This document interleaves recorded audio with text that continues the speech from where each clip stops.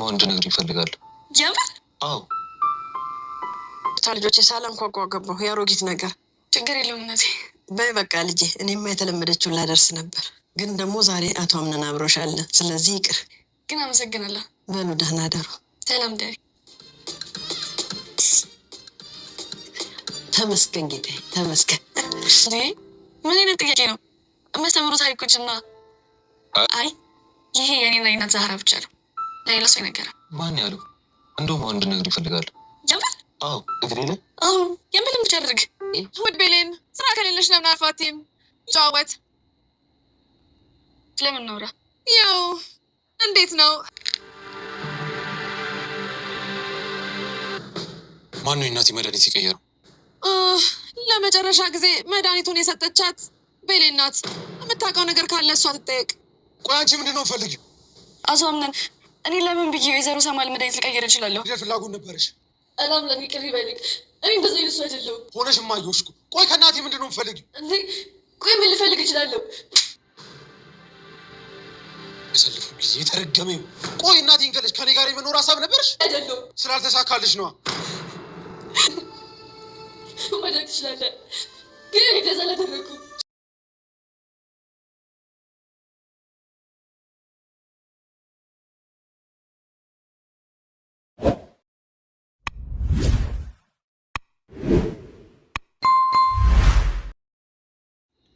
አምናንና ብሌን አብረው ቁጭ ብለው እየተጫወቱ ባሉበት ሰዓት ድንገት ወይዘሮ ዛህራ ወደ እነሱ ክላስ ትመጣለች። ነገር ግን በጣም በመደንገጥ ይቅርታ ልጄ ሳላንኳኳ ገባሁባችሁ። አየኔ ነገር ልጄ የተለመደውን ነገር ለማድረስ ነበር የመጣሁት ትላለች ወይዘሮ ዛህራ ነው። ብሌንም እንግዲህ እናት ዛህራ እሺ ዛሬ ከአቶ አምናን ጋራ ነን ብትል፣ አዎ ዛሬ ከአቶ አምናን ጋር ነሽ፣ ሌላ ቀን ነግርሻለሁ በሉ ሰላም ሆኖ በማለት ነበር ትታቸው ሄደችው። አምናም በጣም ፊቱ ላይ ድንጋጤ ይታይባታል። ይህንን ነገር ግን ወይዘሮ ዛህራ እነሱ አብረው በመሆናቸው ስላየች በጣም ደስ ብሏት ሁሉም ነገር ተሳክቷል፣ ተመስገን ጌታ፣ አንተ ምን ይሳንሃል እያለች ትገኛለች። እዚህ ጋር የምንመለከተው እንግዲህ ወይዘሮ ዛህራ ብሌንና አቶ አምናን አብረው እንዲሆኑ ፍላጎት አላት ማለት ነውና እንደዚሁም ብሌን እንግዲህ አስተዋይና ብልህ ሰው እንድትሆን እየመከረቻት ትገኛለች ማለት ነው። ብሌን እንግዲህ ስናያት ምንም በሌሎቹ ብልሃትም ማትጠቀም ንጹህ በቃ በትክክለኛ መንገድ እየሄደች ነው የምትገኘው ማለት ነውና ሌሎቹ ግን እሷን ጠልፈውን ለመጣል ይሞክራሉ። ወይዘሮ ዛህራ እንግዲህ ከነሱ ጋር መለስ በማለት ተመስገን ፈጣሪ አንተ ምን ይሳናሃል እያለ ትገኛለች። አምናንም ግን ለምንድን ነው የደነገጥኩት እንደዚህ ቢልም ብሌንም ምናልባት ሌላ ሰው መስሎ ሊሆን ይችላል ነበር ያለችውና እንዲህ ቢሆንስ ታዲያ በቤት ይሄናል ለምን ያስደነግጠኛል? የተለመደውን ነገር ላደርስ ነው የመጣሁት ያሉት ደግሞ ምንድን ነው ነበር ያለና አስተማሪ ታሪኮችን እኮ ይነግሩኛል ማታ ማታ ሁልጊዜም ለዛ ነው ነበር ያለችው። ምን አይነት ታሪክ? አስተማሪ ታሪክ ነው ነበር ያለችውና ስለዚህ እኔም መስማት ፈልጋለሁ ቢላትም አይ የኔና የእናት ዛህራ ብቻ ነው ይሄ አንተን አይመለከትም ብትለው አይ እንደውም መስማት ፈልጋለሁ ነበር ያላትና እሷም እሺ እግሬ ላይ ተኛ ነበር ያለችው። ስራሱን እግሯ ላይ አድርግታ እግሬ ላይ ተኛ፣ አዎ ያልኩህን ብቻ አድርግ በማለት እንግዲህ የድሮ የተማሪና የአስተማሪውን ታሪክ እየነገረቻቸው ነበረ። እሱም እንግዲህ ተማሪው በጣም ረባሽ እንደሆነ መምህሩን አንድ ቀን መንገድ ላይ ሲያገኘው መምህር አስታወስከኝ ይለዋል። እሱም ወይ ልጄ አላስታወስኩህም ቢለውም እንዴ መምህር እንዴት ትረሳኛለህ? እንደውም በጣም ረባሽ ተማሪ ነበርኩ። አንድ ቀን እንደውም ከአንዱ ተማሪ ገንዘብ ጠፍቶ እሱን ፈልገ ከኔክስ ነበር ያገኘኸው ቢለው ይህንን ገጠምሽኝ አስታውሻለሁ፣ አንተን ግን አላስታወስኩህም ነበር ያለው። እንዴት አታስታውሰኝም ቢለውም እንግዲህ ሁሉንም ተማሪዎች አይናቸውን አስሬያቸው ነበረ፣ አንተም አይንን ታስረ ነበር፣ እኔም ስፈትሽ አይኔን ታስሮ ነበረ። ስለዚህ ብሩን ማግኘቴን አውቃለሁ፣ አንተ እንደሆንክ ግን አላስታውስም፣ ምክንያቱም እኔም አይኔን አስሬያለሁ ይለዋል። ስለዚህ ያንተን ኖር ባይራሱ አሳልፌ ለሌሎች መስጠት አልችልም እያለች እንግዲህ አንዳንድ ታሪኮችን እየነገረችው ነበረ። በዛው መሀል እንግዲህ አቶ አምናን እንቅልፍ ይዞት ይሄዳል። እነሱም ተደጋግፈው እዛው ያድራሉና ብሌን ግን ቀደም ብላ ስትነቃ እሱን አጠገቧ ስላገኘችው ልስመው ስትል እሱ ይነቃባታል። ነገር ግን አምናን ባልነቃው ኑሮ የሚያስብል ይመስላልና ሌላው እንግዲህ በጣም ከባዱ ወይዘሮ ሰማል ታማ ራሷን ስታ ወድቃለች። እንግዲህ መድኃኒቷን የሰጠቻት ብሌን ነበረች። ብሌን ወደ ሳሎን ስትሄድ ብሌን መድኃኒቴን አቀብኝ ነበር ያለቻት ወይዘሮ ሰማል። ብሌንም እንግዲህ መድኃኒቱን አቀብላታለች ማለት ነው። ሜርሲም ሳሎን ላይ አብራቸው ቁጭ ብላ ነበረ። ወይዘሮ ሰማል እንግዲህ መድኃኒቷን ወስዳለች። መድኃኒቷን እንደወሰደች እንግዲህ ራሷን የመሳት ባህሪ የማዞር ጅዌ ማለት ባህሪ ይገጥሟታል ማለት ነውና ብሌንም ከነሱ ጋር ቁጭ ብላ ነበር። ነገር ግን ልትሄድ ስትል ወይዘሮ ሜርሲ የት ነው የምትሄጂው? ነይ ቁጭ በይ። በስራ ምክንያት እኔና አንቺ እየተገናኘን አይደለንም። በዚህ አጋጣሚ እስቲ ነይ እዚህ ጋር ቁጭ በይና የዚህም ቤት ኑሮ እንዴት እየሄደላችሁ እንዳለ ታወሪያለሽ ነበር ያለቻት። እሷም እንግዲህ ቁጭ ብላ እያየቻት ራሷን የማዞር ባህሪ ታይባታለች ወይዘሮ ሰማል ላይ። እሷልም እንግዲህ ወይዘሮ ሰማል ችግር አለ እንዴ ብትላት አይ ምንም ችግር አይደለም ብቻ ራሴን እያዞረኝ ነው ነበር ያለችው ነው። ስለዚህ ሄጄ ማረፍ አለብኝ ነበር ያለችው። ወይዘሮ ሰማል እንግዲህ ከሳሎን ተነስታ ወደ ክላሷ ልትሄድ ስትል ብሌን ልትከተላ ስትል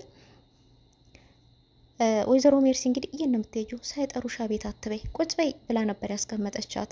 አይኗ ላይ ይታወቃል ተንኮል እንዳለባት። ብሌንም በመደንገጥ ተመልሳ ቁጭ እንዳለች ወዲያውኑ ዞር እንዳለች ወይዘሮ ሰማል እንግዲህ ትወድቃለች። ጩኸት ይሰማል ማለት ነውና ሁሉም እንግዲህ እየሮጡ ወይዘሮ ሰማል ለማንሳት በሚጥሩበት ጊዜ ሜርሲ እንግዲህ እየሳቀች እያሽሟጠጠች ከጄሪ ጋራ እየተተያዩ ነበርና ጄሪም እንዴ ይሄ ነገር ሊለቃብን እንዳይሆን ብትላት አትሞትም ምንም አደርግም አላልሽም እንዴ ብትላትም ትሞት ይሆን እንዴ ብትላትም እንዴ ትሞታ ነበር ያለችው ሜርሲና ጄሪ ግን በጣም ደንግጣለች። ስለዚህ ይህን ጥፋት ማን ነው ሊያጠፋ የሚችለው የሚባለው እንግዲህ ሁሉም ነገር ወደ ብሌን እየዞረ ይገኛልና እንግዲህ በስተመጨረሻ አቶ አምናን እናቱን ይዞ ወደ ሆስፒታል ሄዷል።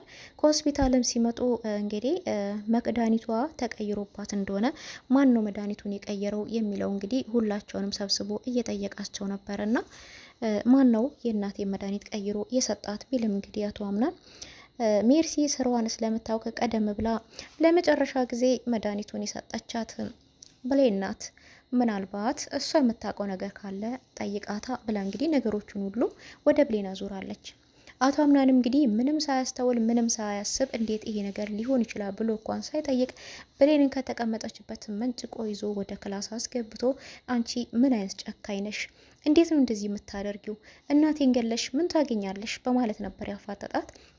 እሷም አቶ አምናን እኔ በፍጹም አላደረኩም፣ ምንም እማቀው ነገር የለም። እኔ ወይዘሮ ሰማል እንግዲህ የማይሆን ነገር አድርጌ ምን አገኛለሁ? እንዴት ይህን ነገር ላስቡ ራሱ እችላለሁ ነበር ያለችው። እሱም አንቺ ከሃዲ ነሽ፣ ውሸታም ነሽ በማለት እንግዲህ በጥፊ ነበር ግጥም አርግቶ የመታት። በጣም ነው ያለቀሰችው፣ በጣም ነው ያዘነችው። እሱም ከአንቺ ጋራ ያሳለፍኳቸው ጊዜዎች የተረገሙ ጊዜ ይሁኑ፣ በጣም ከሃዲ ነሽ ነበር ያላት። እሱን በጊዜ ሂደት መታ ይሆናል፣ እኔ ግን ይሄን ነገር በፍጹም አላረኩትም ነበር ያለችውና ይሄ ነገር ግን እውነቱ መውጣት አለበት። ወይዘሮ ሜርሲና ጄሪ እንግዲህ ይሄ ነገር ሁሉ ሲፈጠር ተደብቀው እየሰሙ ነበረ። እውነቱ ይወጣ ይሆን እያሉ ነበረ። እውነቱ ከወጣ አለቀልን፣ ነገር ግን እውነቱ መውጣት የለበትም፣ የታባቷ መንቅሮ ከዚህ ቤት ያውጣት እያሉ እንግዲህ እየተጠቃቀሱ ነበረ። እሱ ግን አንቺን ከዚህ ቤት ውጭና ሂጂ ብዬ ለአንቺ ረፍት አልሰጥሽም፣ እዚሁ ቤት ሆነሽ ተቃጠያታለሽ፣ አለቅሽም፣ እናቴ አንድ ነገር ብትሆን በማለት እንግዲህ ውርውር ነበር ያደረጋት። እሷም እንግዲህ እንምና አንተ ምንም በል አንድ ቀን ግን እውነቱን ታውቃለህ፣ እኔ ይህን ነገር በፍጹም አላውቅም፣ ምንም ያደረግኩት ነገር የለም ብላ ስቅስቅ ብላ እያለቀሰች ነበር ብሌን።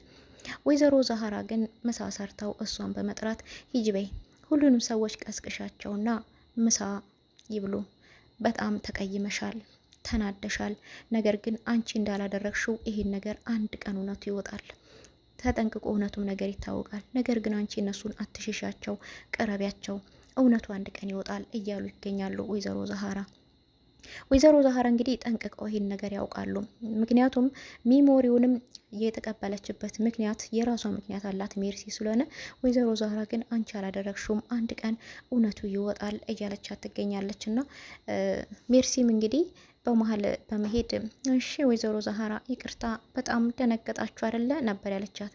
አዎ በጣም ተደናግጠናል። ብሌንም ያለ ስራዋ ተከሳለች፣ ያለ ስራዋ ተከሳሽ ሆናለች። ነገር ግን እውነቱ ይወጣል ነበር ያሉ። እንዴ እርሶም አሉበት እንዴ አቶ ወይዘሮ ዛህራ ምናምን እያለቻቸው ነበረ። ልኖርበትም አልኖርበትም አንድ ቀን ግን እውነቱ ይወጣል እያለቻት ትገኛለች። እና ነገር ግን እውነቱ መውጣት አለበት እያልን እንገኛለን ሁላችንም ማለት ነው። ወይዘሮ ሰማል ግን ይህንን ነገር እውነቱን ጠንቅቃ ታውቃለች። ስለሆነ ተሽሏ ስትነሳ እውነቱን መናገሯ አይቀርምና እውነቱ ምን ሆነ የሚለውን በቀጣይ ቪዲዮ እዥላችሁ የምመጣ ይሆናል። ለዛሬ በዚሁ ሰናበታችኋለሁ። ቪዲዮ ላይክ እያደረጋችሁ አዲሱ ሰብስክራይብ ሁላችንም ከልብ አመሰግናለሁ።